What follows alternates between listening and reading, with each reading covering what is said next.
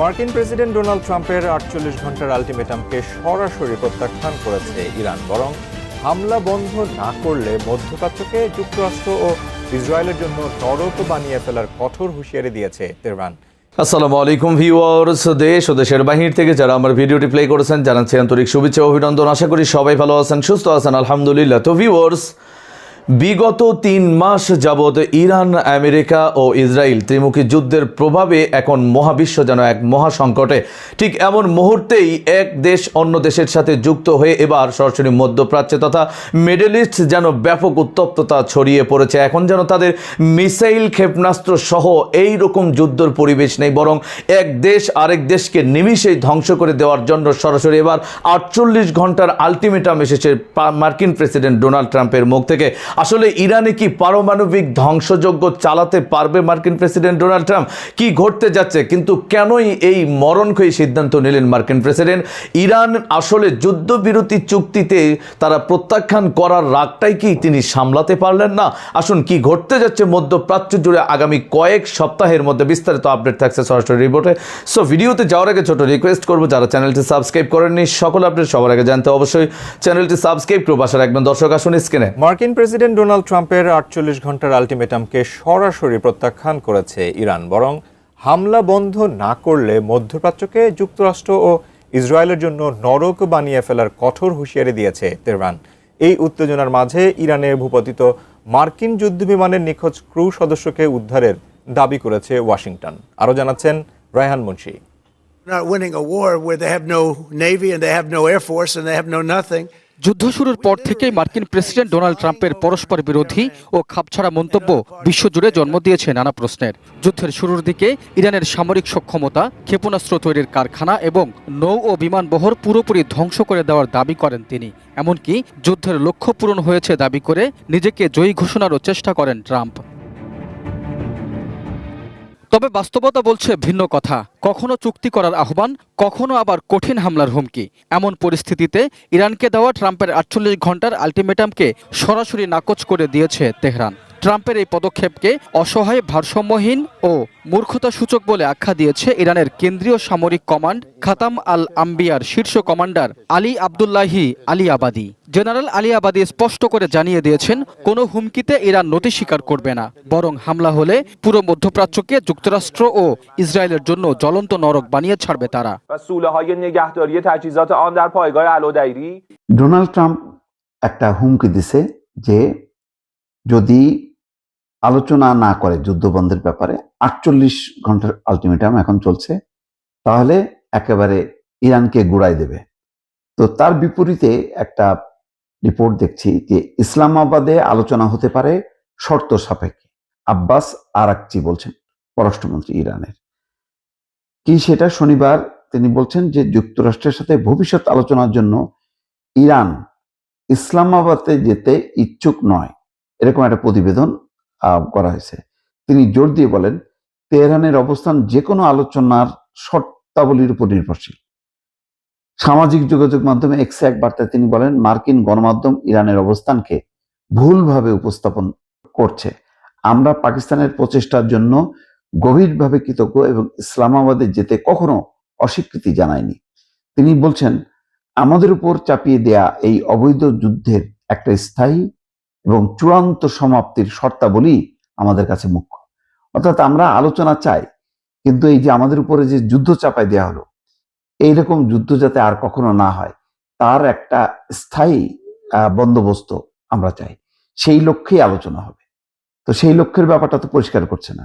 শুধু বললে তো হবে না যে এখন যুদ্ধ বন্ধ করো, অর্থাৎ হরমুজ প্রণালীটা খুলে দাও। মূল এটাও যুক্তরাষ্ট্র আটকে গেছে হরমুজ প্রণালী। হরমুজ প্রণালী বন্ধ করাতে সারা বিশ্বে যে জ্বালানি সংকট তৈরি হয়েছে, সেই পরিস্থিতি থেকে উত্তরণের জন্য তারা আলোচনা চায়।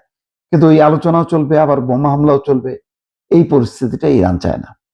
তিনি বলছেন যে তিনি মন্তব্যটি করেন দ্য ওয়াল স্ট্রিট জার্নালের একটি প্রতিবেদনে প্রকাশে একদিন পর, যেখানে বলা হয় মার্কিন দাবির প্রতি আপত্তি জানিয়ে এবং পাকিস্তানের প্রচেষ্টা থমকে গেছে বলে ইঙ্গিত করে ইরানের ইসলামাবাদে আলোচনা অংশ নিতে অস্বীকৃতি জানিয়েছে। আরাকচির বক্তব্যের জবাবে পাকিস্তানের উপপ্রধানমন্ত্রী এবং পররাষ্ট্রমন্ত্রী ইসাক দার বার্তা বলেন, স্পষ্ট করার জন্য ধন্যবাদ প্রিয় আমার ভাই। আরাকচির এই বক্তব্য এমন এক সময় এলো যখন আলোচনা স্থগিত হয়ে পড়েছে এবং তেহরান এখনো কোনো ইঙ্গিত দেয়নি মধ্যস্থতাকারীদের। পাকিস্তানি কর্মকর্তা জানিয়েছে তারা আলোচনায় অংশগ্রহণে উদ্বুদ্ধ করার জন্য ইরানের প্রেসিডেন্ট মাসুদ পেজেশকিয়ান এবং আরাকচির সাথে যোগাযোগ রাখছেন। শনিবার কূটনৈতিক তদবির অব্যাহত ছিল এবং সেখানে ইসাকদার, মিশরীয় পররাষ্ট্রমন্ত্রী বদর আবদেলাত্তি এবং বাহরাইনের পররাষ্ট্রমন্ত্রী আব্দুল লতিফ বিন রশিদদের সাথে পৃথকভাবে টেলিফোনে কথা বলেন। সরকারি ভাষ্যমতে আলোচনায় আঞ্চলিক ঘটনাবলী, উত্তেজনা হ্রাসের প্রয়োজনীয়তা এবং সংলাপের প্রতি সমর্থন বিষয়গুলো প্রাধান্য দেওয়া হয়। জায়ানির সাথে কথোপকথনের ইসাকদার পাকিস্তান চীনের 5 দফা উদ্যোগের কথা তুলে ধরেন। উপসাগরীয় এবং মধ্যপ্রাচ্যের স্থায়ী শান্তির জন্য একটা কার্যকর হতে পারে উত্তেজনা প্রশমনে আলোচনা এবং কূটনৈতিক পদক্ষেপ প্রয়োজন।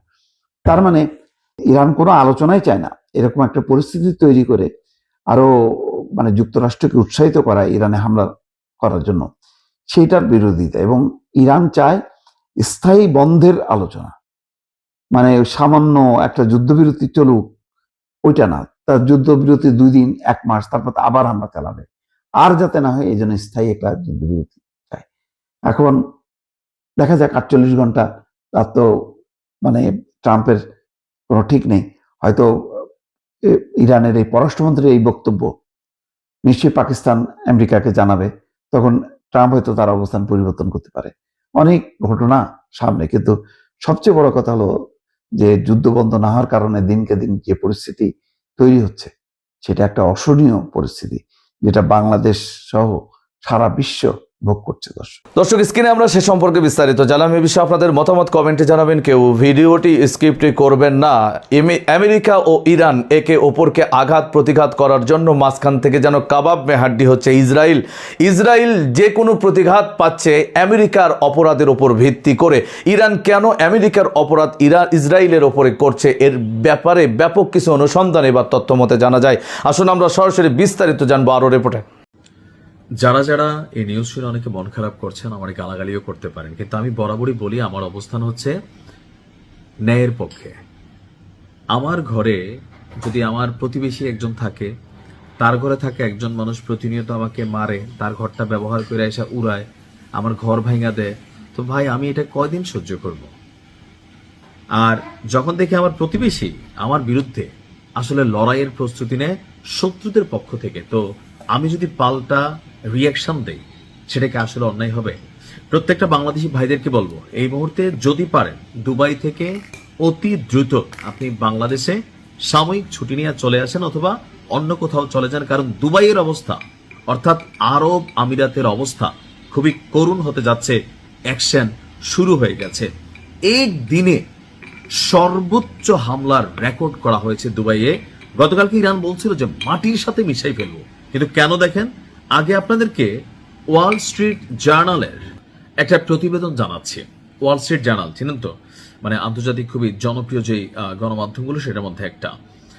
বলা হচ্ছে যে ইরানের বিরুদ্ধে মার্কিনী এবং পশ্চিমাদের যে জোট আছে তলে তলে খোলামেলা, এই জোটে প্রত্যক্ষ এবং পরোক্ষ অর্থাৎ সরাসরি এবং গুটিবাজি দুইটাতেই ইনভলভ হয়ে গেছে আপনার আবুধাবি, বা আমরা যদি বলি আরব আমিরাত বা দুবাই, যে নামে চেনেন।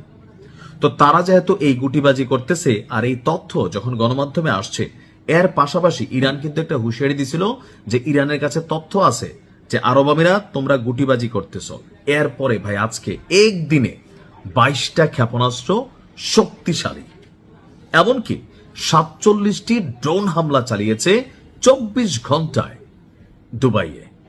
এখন কেন ইরান এটা করবে না সেটার পক্ষে আমি জানাচ্ছি। সংযুক্ত আরব আমিরাতকে লক্ষ্য করে একযোগে এই বিশাল হামলার রেকর্ড তৈরি করেছে ইরান। কর্তৃপক্ষ বলছে সব হামলা প্রতিহত করার চেষ্টা করা হলেও আসলে সবগুলা সম্ভব হয় নাই। অনেক মানুষ আহত হয়েছে, অনেক অবকাঠামো আপনার ধ্বংস করা হয়েছে। আমিরাতের প্রতিরক্ষা মন্ত্রণালয় বলছে ইরান থেকে দেশটিকে লক্ষ্য করে 18টি ব্যালিস্টিক ক্ষেপণাস্ত্র।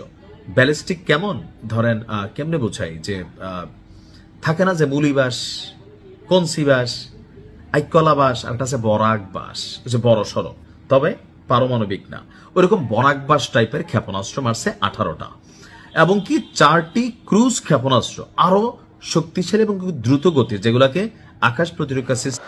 দর্শক, স্ক্রিনে আমরা সে সম্পর্কে বিস্তারিত জানলাম। সো ভিডিও এই পর্যন্ত। ভালো লাগলে লাইক অ্যান্ড কমেন্ট করবেন। দেশের সকল আপডেট সবার আগে জানতে অবশ্যই চ্যানেলটি সাবস্ক্রাইব করে পাশে রাখবেন। দেখা হবে পরবর্তী ভিডিওতে ইনশাআল্লাহ। আসসালামু আলাইকুম ওয়া রাহমাতুল্লাহ।